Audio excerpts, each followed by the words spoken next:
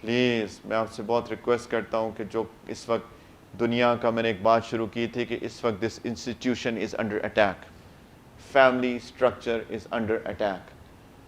یہ سارا کچھ جو ہو رہا ہے اس فیملی کے انسٹیٹیوشن کو بگاڑنے کے لیے ہو رہا ہے.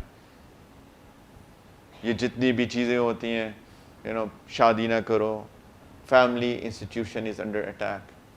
میں آسٹریلیا گیا تھا کچھ سال پہلے، وہاں پہ گورنمنٹ ٹیکس کٹس دے رہی تھی ان لوگوں کو جو شادی کر کے رہیں. وہ کہہ رہے تھے ایسے مت رہو. ان کو سمجھ میں آ گئی تھی کہ اس سے سوسائٹی کے اندر کیا ایشوز کریٹ ہو رہے ہیں.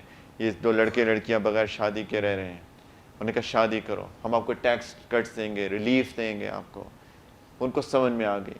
ویسٹ کو سمجھ میں آ رہی ہے اس پورے طوفان سے گزرنے کے بعد. آلدو کچھ لوگوں کا ایجنڈا ابھی بھی ہے کہ اس کو تباہ کیا جائے، لیکن جو سمجھنا چاہتے ہیں وہ سمجھ رہے ہیں.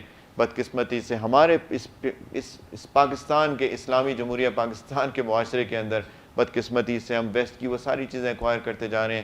پلیز میرے بچوں بچیوں، اس کے اندر کوئی خیر نہیں ہے. there is no good in all of that. if there is good in something, that is in something which اللہ تعالیٰ has told us. اسی کے اندر خیر ہے.